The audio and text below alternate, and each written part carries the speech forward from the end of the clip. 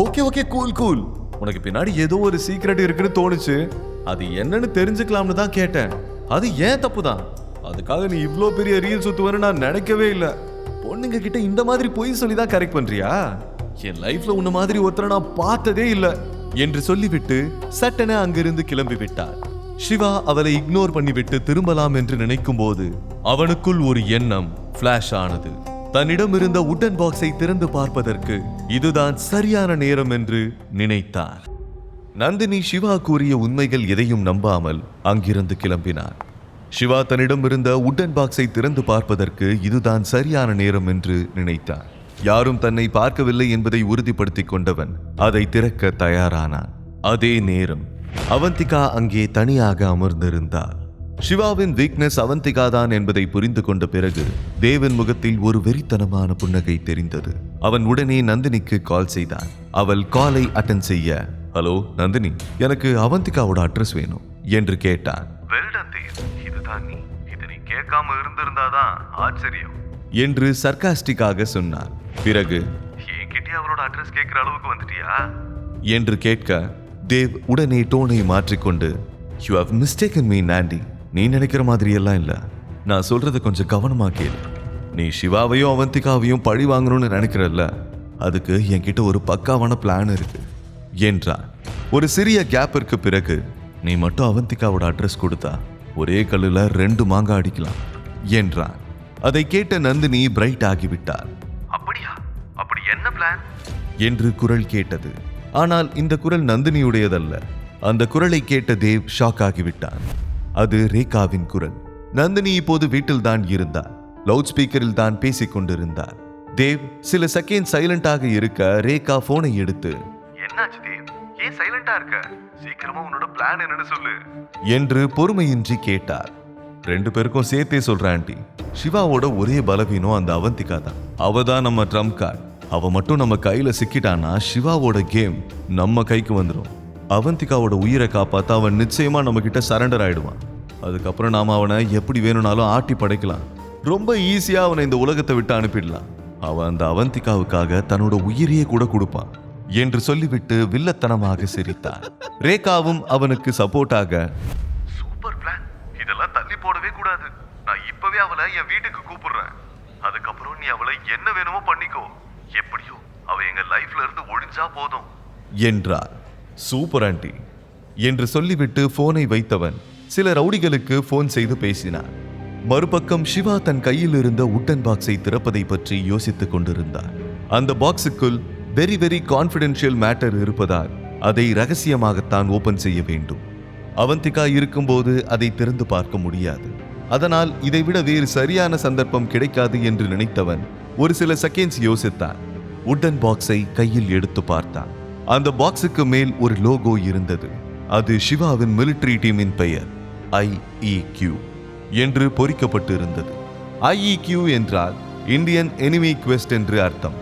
அந்த பெட்டிக்குள் ரகசிய செய்தி மட்டுமே இருக்கும் என்று சிவாவுக்கு தெரியும். அதை பார்த்தவுடன் அவனுடைய பாஸ்ட் லைஃப் அவன் கண்ணெதிரே தெரிய ஆரம்பித்தது. அந்த காட்சிகள் எல்லாம் இன்னும் அவன் நரம்புகளில் மின்சாரம் போல பாய்ந்து கொண்டிருந்தது.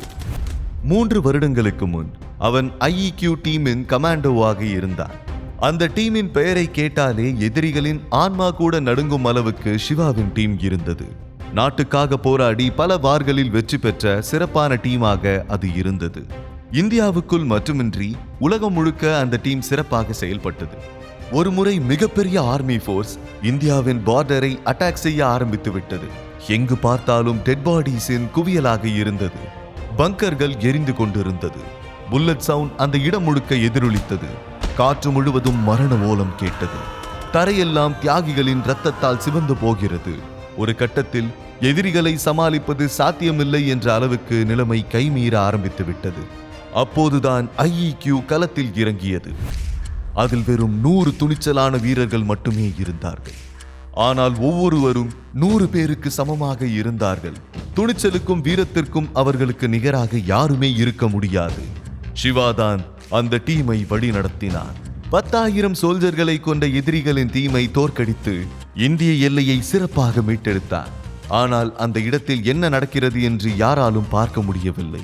பல மணி நேரமாக ஐஇக்யூ டீமில் இருந்து எந்த ரெஸ்பான்ஸும் இல்லாததால் நாடே அதிர்ச்சியில் மூழ்கிவிட்டது. ஐயர் அபிஷியல்ஸ் அவர்கள் எல்லோரும் போரில் இறந்து விட்டதாக நினைத்தார்கள். அப்போதுதான் எல்லோரது இதயத்தையும் உலுக்கும் விதமாக ஒரு சம்பவம் நடந்தது. சிவாவும் அவனுடைய டீம் மெம்பர்களும் உயிரோடு திரும்பி வந்தார்கள். அவர்கள் எதிரிகளின் கேம்பை முற்றிலுமாக அழித்து விட்டார்கள். அந்த போருக்கு பிறகு ஐஇக்யூவின் புகழ் உலகம் முழுக்க ஃபேமஸ் ஆகிவிட்டது. அதற்கு பிறகு எல்லோரும் இந்தியாவை பார்த்து பயப்பட ஆரம்பித்தார்கள். ஐஇக்யூவின் அட்டாக் மிகவும் பேங்காக இருந்ததால் எந்த நாட்டுக்கும் இந்தியாவை எதிர்க்க துணிச்சல் வரவில்லை. இந்த ஹிஸ்டாரிக் வெற்றிக்கு பிறகு சிவா ஏனோ சில காரணங்களுக்காக ஐஇக்யூ டீமை விட்டு வெளியேறினார். சிவாவை பற்றிய உண்மையான அடையாளம் தெரிந்தவர்கள் மிக குறைவானவர்கள் தான். இந்த உலகத்தின் பார்வையில் சிவா என்ற பெயர் மட்டும்தான் ஒரு கதையாக மாறியிருந்தது. ஆனால் அவனுடைய பாஸ்ட் லைஃப் பற்றி தெரிந்தவர்களுக்கு அவன் வெறும் கதையல்ல, ஒரு ட்ரூ வாரியர் என்பது தெரியும். தன்னுடைய இரத்தத்தால் வரலாற்றை படைத்த வாரியர் தான் மேஜர் சிவா. இப்போது அவன் அந்த டீமில் இல்லை என்றாலும் அவனுடைய ரியல் ஃபேஸ் ஒரு சிலருக்கு மட்டும் தெரியும். அவந்திகா சிவாவுக்காக பெஞ்சில் காத்திருந்தாள். அப்போது திடீரென அவளுடைய செல்போன் ஒலித்தது. அவந்திகா தயக்கத்தோடு போனை எடுத்தார். கங்க்ராச்சுலேஷன்ஸ் அவந்திகா, உனக்கு தர்மா குரூப்ஸ்ல வேலை கிடைச்சிருக்குன்னு கேள்விப்பட்டேன். எனக்கு ரொம்ப சந்தோஷமா என்றது ரேகாவின் குரல். ரேகா தன்னிடம் இவ்வளவு கைண்டாக பேசக்கூடிய ஆள் இல்லை என்று அவந்திகாவுக்கு நன்றாக தெரியும். நிச்சயமாக இதற்கு பின்னால் ஏதோ ஒரு பிளான் இருக்கிறது என்று அவளுக்கு புரிந்தது.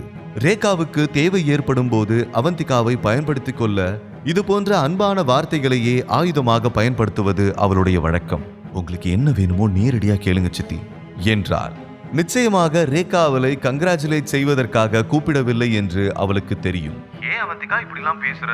நான் நிஜமாவே உன்கிட்ட ஒரு பொருளை கொடுக்க தான் கூப்பிட்டேன் என்றார். என்ன பொருள் என்று அவந்திகா கேட்க, உன் தாத்தா உனக்காக ஒரு பொருளை விட்டுட்டு போயிருக்காரு. இப்பதான் எனக்கு அது ஞாபகம் வந்தது. நீ வீட்டுக்கு வந்து அதை வாங்கிட்டு போ என்றாள் ரேகா. அவந்திகாவுக்கு ரேகாவின் வார்த்தைகளில் துளி கூட நம்பிக்கை வரவில்லை. ஏனென்றால் அவளுடைய தாத்தா இறந்து போய் 10 வருடங்கள் ஆகிவிட்டது. இப்போது ஏன் திடீரென இப்படி சொல்ல வேண்டும் என்று யோசித்தார். சாரி சித்தி, இனிமே நான் அந்த வீட்டுக்கு வர்றதா இல்ல, அதை நீங்களே வச்சுக்கோங்க என்று சொல்லிவிட்டு போனை கட் பண்ணிவிட்டார். அவந்திகாவுக்கு அந்த வீட்டிற்கு போகவே விருப்பமில்லை. அந்த வீட்டுக்கு சென்றால் ரேகாவும் நந்தினியும் அவளை கொடுமைப்படுத்திய விஷயங்கள் தான் ஞாபகத்துக்கு வரும். அதனால் தான் அங்கே போக வேண்டாம் என்று நினைத்தார். அதே நேரம் தாத்தா கொடுத்த விஷயத்தை புறக்கணிக்கவும் அவளுக்கு மனம் வரவில்லை. ஒரு மனம் அவளை போக வேண்டும் என்று சொன்னது. ஆனால் இன்னொரு மனம் அவளை தடுத்து கொண்டிருந்தது. அவள் போனில் பேசிக் கொண்டிருந்த போதுதான் சிவா உடன் பாக்ஸை கையில் எடுத்து பார்த்தான். அதை திறக்க வேண்டும் என்றால் அதில் இருக்கும் பசிலை முதலில் சால்வ் பண்ண வேண்டும். அவன் வேக வேகமாக அந்த பேட்டர்னை கரெக்டான ஆர்டருக்கு மாற்றினான். லாஸ்ட் பீஸை சரியான இடத்தில் பொருத்த அந்த பாக்ஸ் ஒரு சிறிய பீப் சத்தத்தோடு திறந்தது. சடனாக ஒரு ஹாலோகிராபிக் ஸ்கிரீன் ஓபன் ஆகியது. அதிலிருந்து ப்ளூ லைட் மின்னிக் கொண்டிருந்தது. அவன் நேரத்தை வீணடிக்க விரும்பவில்லை. தன்னுடைய ஃபேஸை ஸ்கேன் செய்ய ஒரு சில செகண்டுகளுக்கு பிறகு ஒரு மிஸ்டீரியஸ் வாய்ஸ் கேட்டது. ஹலோ சிவா, 3 வருஷத்துக்கு முன்னாடி நாம போட்டிருந்த அக்ரிமெண்ட் இப்போ மதிப்பே இல்லாம போயிடுச்சு. அது ஜஸ்ட் ஒரு பேப்பரா தான் மாறிடுச்சு. Enemies last few months north east சைட்ல இறங்கி இருக்காங்க. கிரவுண்ட் மூவ்மெண்ட் எல்லாம் தெளிவா தெரியுது. மிசைல்ஸ் கூட பொசிஷன்ல தான் இருக்கு. மிகப்பெரிய ஆர்மி நிறுத்தப்பட்டு இருக்கு. எந்த நேரத்துல வேணாலும் போர் வெடிக்கிற அபாயம் இருக்கு. இந்த நேரத்துல நம்ம நாட்டை காப்பாத்த யார் தேவைன்னு உங்களுக்கு நான் சொல்லி தெரிய வேண்டியதில்லை. சிவா அந்த முழு மெசேஜையும் கேட்ட பிறகு ஆழமாக மூச்சை இழுத்து விட்டான். ஒரு கமாண்டோவாக அவனுக்கு இந்த நாட்டின் பாதுகாப்பு தான் மிகவும் முக்கியம். அவனுக்குள் பல கேள்விகள் ஓடியது. மீண்டும் மிலிட்டரிக்கே திரும்பி போய்விடலாமா என்று யோசித்தான். அப்போது அவந்திகா பெஞ்சில் தனியாக அமர்ந்திருப்பது நினைவுக்கு வந்தது. அவளை நினைத்ததும் அந்த உட்டன் பாக்ஸை சட்டென மூடினான். அருகில் இருந்த டஸ்ட்பினில் தூக்கி போட்டு விட்டார். அந்த பாக்ஸில் செல்ஃப் டிஸ்ட்ரக்ஷன் மோட் ஆன் ஆக அடுத்த செகண்டே வெடித்து விட்டது. சில செகண்ட்ஸிலேயே அது சாம்பலாகிவிட்டது. அவந்திகா இதை பற்றி எதுவும் தெரியாமல் அப்பாவியாக அமர்ந்திருந்தார். சிவா அவளை நோக்கி வருவதை பார்த்தவுடன் அவள் மென்மையாக சிரித்தாள். சிவா ஃபேக் ஸ்மைலோடு அவளுக்கு அருகில் வந்து அமர்ந்தார். அவன் கண்களில் இருந்த சீரியஸை பார்த்த பிறகு ஏதோ தவறு இருப்பதாக அவளுக்கு ஃபீல் ஆனது. என்னாச்சு சிவா, எனி ப்ராப்ளம் என்று கேட்க, நத்திங் என்று சமாளித்து விட்டார். இவ்வளோ நேரம் அப்படி என்ன பேசின என்று கேட்க, வேற என்ன, நந்தினிக்கு என்ன அவமானப்படுத்தணும், அவ்வளோதான். சரி வா, நாம வீட்டுக்கு போகலாம் என்று அவன் பேச்சை டைவர்ட் செய்தான். அவந்திகா ஓகே சொல்ல இருவரும் எழுந்தார்கள். அவர்கள் அந்த ஹோட்டலுக்கு வந்த கார் அவர்களை டிராப் செய்துவிட்டு கிளம்பிவிட்டது. அதனால் சிவா ஆப்போசிட் சைடில் நின்று இருந்த ஆட்டோவுக்கு ஜாடை காட்டினான். பிறகு இருவரும் ஆட்டோவில் ஏறி அங்கிருந்து புறப்பட்டார்கள்.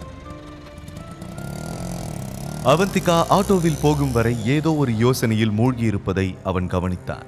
ஆட்டோ அவளுடைய வீட்டை நெருங்கிக் கொண்டிருக்கும் போது அவந்திகா சிவாவிடம், நான் சுப்ரீம் ஃபேமிலிக்கு போயிட்டு வரவா சிவா என்று கேட்டார். சுப்ரீம் ஃபேமிலிக்கா? ஏன் என்று கேட்டான். என் தாத்தா எனக்காக ஏதோ ஒரு விஷயத்தை கொடுத்திருக்காராம், அதை வாங்கிட்டு வரணும் என்று அப்பாவியாக சொன்னாள். ஆனா உங்க தாத்தா இறந்து போய் 10 வருஷம் ஆயிடுச்சு, இப்ப என்ன திடீர்னு? முழு கதையையும் கேட்டு மகிழ பாக்கெட் FM ஏபி டவுன்லோட் செய்யுங்கள். லிங்க் டிஸ்கிரிப்ஷனில் கொடுக்கப்பட்டுள்ளது.